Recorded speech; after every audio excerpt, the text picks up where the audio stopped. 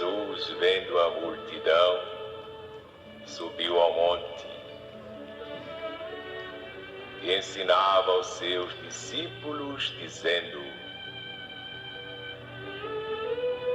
Bem-aventurados os humildes, porque deles é o reino do céu. Bem-aventurados os que choram, porque serão consolados pelo próprio Deus. Bem-aventurados os pacientes, porque eles herdarão a terra. Bem-aventurados os que têm fome e sede de justiça, porque terão o amparo da justiça divina. Bem-aventurados os misericordiosos, porque eles alcançarão misericórdia. Bem-aventurados os limpos de coração, porque eles verão Deus face a face. Bem-aventurados os pacificadores, porque serão chamados filhos de Deus. Bem-aventurados os que são perseguidos por causa da verdade, porque deles é o reino do céu. Bem-aventurados sois vós, quando vos perseguem, quando vos injuriam, e mentindo fazem todo o mal contra vós por minha causa. Exultai e alegrai-vos, porque é grande o vosso galardão no céu.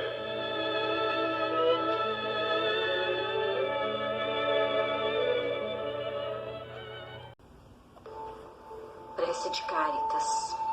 Deus nosso Pai, que sois todo poder e bondade, dai força àquele que passa pela provação, dai luz àquele que procura a verdade.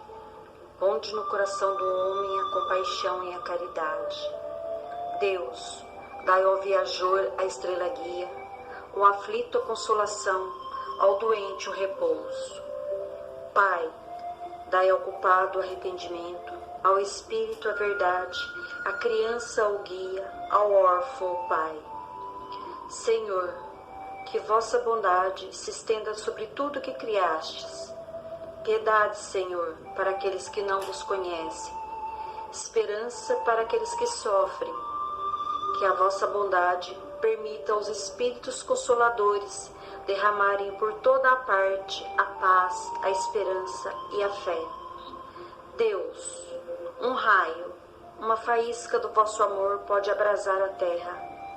Deixa-nos beber nas fontes dessa bondade fecunda e infinita, e todas as lágrimas secarão, todas as dores acalmar-se-ão. Um só coração, um só pensamento subirá até vós, como um grito de reconhecimento e de amor.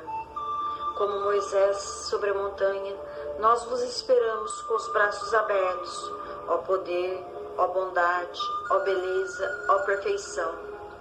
E queremos, de alguma sorte, alcançar a vossa misericórdia. Deus, dai-nos a força de ajudar o progresso, a fim de subirmos até vós. Dai-nos a caridade pura, dai-nos a fé e a razão. Dai-nos a simplicidade que fará de nossas almas o espelho onde se deve refletir a vossa divina e santa imagem. Que assim seja.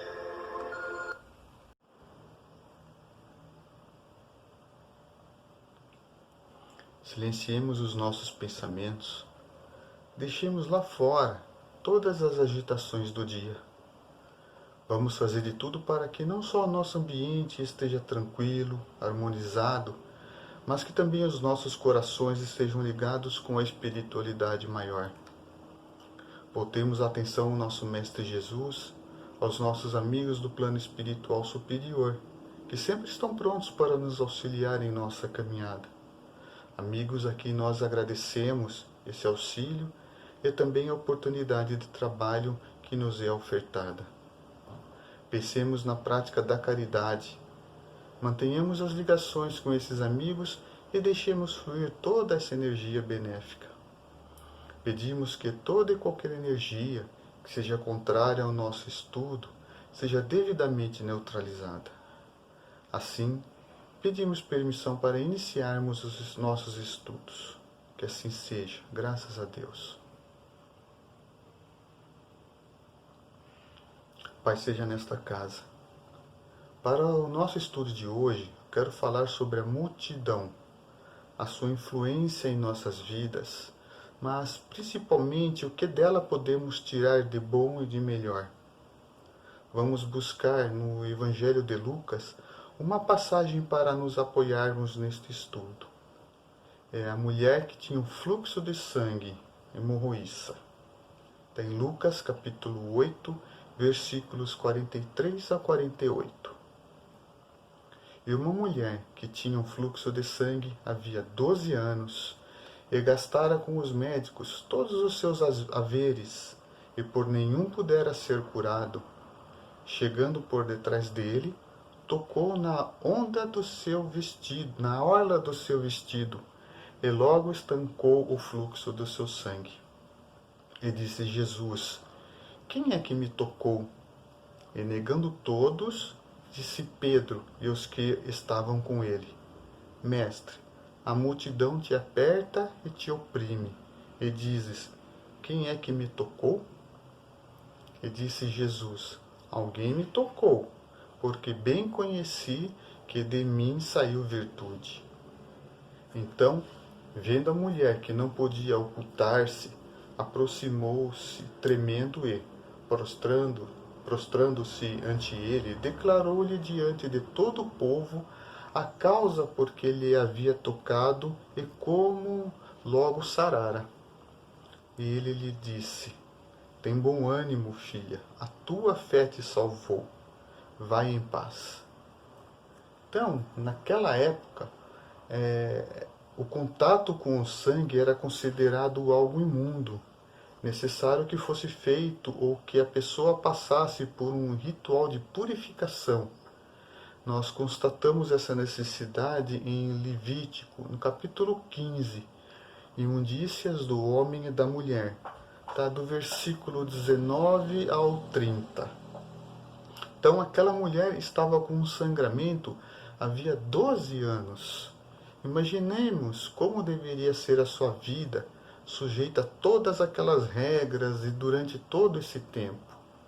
Por exemplo, ela teria que ficar, quando estivesse com o fluxo, 7 dias na sua separação, ou seja, isolada, e qualquer um que a tocasse seria considerado imundo até a tarde. O vaso de barro que ela porventura tocasse seria quebrado, e se o vaso fosse de madeira, teria que ser lavado com água. Ao 8º dia, ela teria que ofertar 2 pombinhas ao sacerdote. Então, diante disso tudo, fica claro que essa mulher não poderia estar em meio à multidão, quanto menos tocar em Jesus. Mas o que vem a ser essa multidão? Pensemos para a nossa reflexão de hoje, multidão como sendo, além de todas as regras impostas pela sociedade, como já trouxemos algumas, vividas pela mulher naquela época, adicionemos ao nosso estudo todas as nossas vicissitudes. Vicissitudes que do dicionário quer dizer sequência de mudanças ou transformações, variação. Então, vicissitude é a alternância das situações vividas por nós no dia a dia. Hoje estamos numa situação financeira confortável, amanhã, porém, podemos não estar. Hoje eu estou empregado, amanhã não.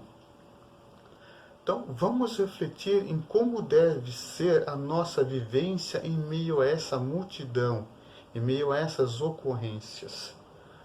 Como deve ser a nossa postura diante desses contratempos? Devemos nos entregar ou devemos nos esforçar em procurar meios de superarmos esses obstáculos? Procurar a ajuda de pessoas que realmente possam nos mostrar o norte, o amparo necessário. o estudo mais aprofundado das lições do Evangelho. Então vou trazer para somar a nossa reflexão uma outra passagem contada também no Evangelho de Lucas, o cego de Jericó. Está em Lucas capítulo 18, versículos 35 ao 43. E aconteceu que, chegando ele perto de Jericó, estava um cego assentado junto do caminho, mendigando. E ouvindo passar a multidão, perguntou o que era aquilo. E disseram-lhe que Jesus, o Nazareno, passava. Então clamou, dizendo: Jesus, filho de Davi, tem misericórdia de mim. E os que iam passando repreendiam-no para que se calasse, mas ele clamava ainda mais: Filho de Davi, tem misericórdia de mim. Então Jesus, parando, mandou que lhe o trouxessem, e chegando ele, perguntou-lhe, dizendo: Que queres que te faça? E ele disse: Senhor, que eu veja. E Jesus lhe disse: Vê, a tua fé te salvou. E logo viu e seguia-o, glorificando a Deus, e todo o povo, vendo isto, dava louvores a Deus. Pois bem, morava o cego em Jericó, que do hebraico significa perfumado. Era uma cidade rica, voltada para o comércio, o que para nós podemos interpretar como a presença marcante das tentações materiais, das ilusões, aquele perfume que nos embriaga e nos seduz. Outro detalhe, estava ele sentado à beira do caminho, como que a nos dizer que já havia vencido a essas tentações e que já estava pronto para seguir no caminho reto. Porém, encontrava-se sentado, parado, estacionado. Ele então percebe a chegada de Jesus, faz um primeiro movimento, mas como acontece com todo aquele que decide seguir aos ensinamentos do Mestre, encontra as situações contrárias, encontra aqueles que irão tentar desviar a sua atenção, de fazê-lo desistir. É a multidão tentando sufocar os seus desejos, a sua vontade. Ele persiste, insiste e chama com mais força por Jesus, que o escuta e pede que lhe tragam a sua presença. Jesus, como está relatado em suas passagens, nos pede ou melhor, o movimento, a nossa atitude, a nossa ação. Ele poderia simplesmente, notando que aquele homem era cego, fazer-lhe enxergar. Mas não, Jesus vai pedir a ele um segundo passo. Interessante guardarmos para uma posterior reflexão que o cego, depois de curado, segue com Jesus pelo caminho. Ou seja, ele sai daquela postura de paralisia e segue no caminho. Jesus, neste caso, não diz a ele que vá e que não peque mais. Não, o homem agora vai além. Emmanuel vai comentar essa atitude no livro Vinha de Luz, no capítulo 34, Não Basta Ver. A atitude do cego de Jericó representa padrão elevado a todo discípulo sincero do Evangelho. A maioria dos necessitados, porém, assume posição muito diversa. Quase todos os doentes reclamam a atuação do Cristo, exigindo que a dádiva desça aos caprichos perniciosos que lhes são peculiares, sem qualquer esforço pela elevação de si mesmos à bênção do Mestre. Mas o que eu quero ressaltar no nosso estudo, tanto na mulher hemorroíça quanto no cego de Jericó, é a insistência, a força da vontade. Aquele momento onde já não aguentamos mais viver sobre as ações das multidões e damos o grito de basta. É a ação pura da nossa fé em Deus. Mais uma vez trago Emmanuel para finalizarmos a nossa reflexão no livro Pão Nosso, capítulo 113, Tua Fé. Permitam-me ler o texto. É importante observar que o Divino Mestre, após o benefício dispensado, sempre se reporta ao prodígio da fé, patrimônio sublime daqueles que o procuram. Diversas vezes ouvimos-lo na expressiva afirmação: a tua fé te salvou. Doentes do corpo e da alma, depois do alívio ou da cura, escutam a frase generosa: é que a vontade e a confiança do homem são poderosos fatores no desenvolvimento da iluminação da vida. O navegante sem rumo e quem nada confia somente poderá atingir algum porto em virtude do jogo das forças sobre as quais se equilibra, desconhecendo, porém, de maneira absoluta o que lhe possa ocorrer. O enfermo descrente da ação de todos os remédios é o primeiro a trabalhar contra a própria segurança. O homem que se mostra desalentado em todas as coisas não deverá aguardar a cooperação útil de coisa alguma. As almas vazias embalde reclamam o quinhão de felicidade que o mundo lhes deve. As negações em que perambulam transformam-nas perante a vida em zonas de amortecimento, quais isoladores em eletricidade.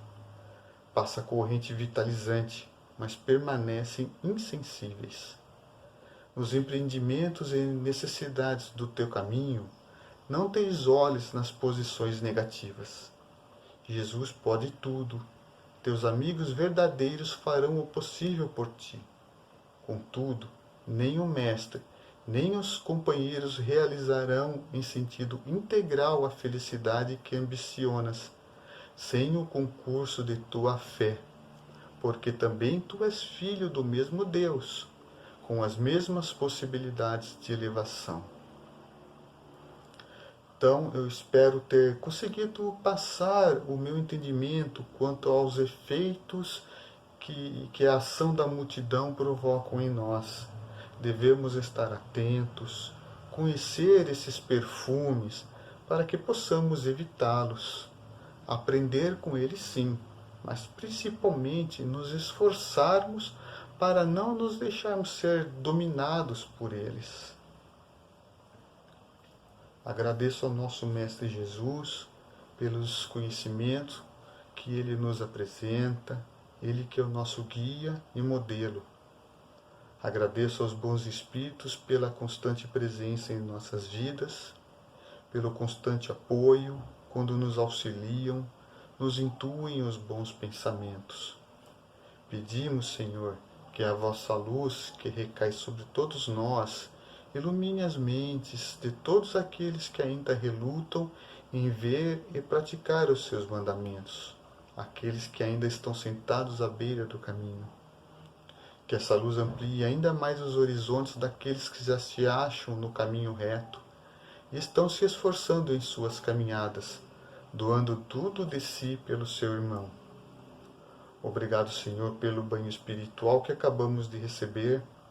Que toda essa energia chegue também a todos aqueles que estão ligados a nós, seja pelo pensamento, em nossas preces, seja pelos endereços depositados em nossas caixas de vibrações, lá na nossa seara, Legião Armando Veloso. E assim, pedimos licença para encerrarmos os estudos de hoje. Fiquem todos com Jesus. Que assim seja. Graças a Deus.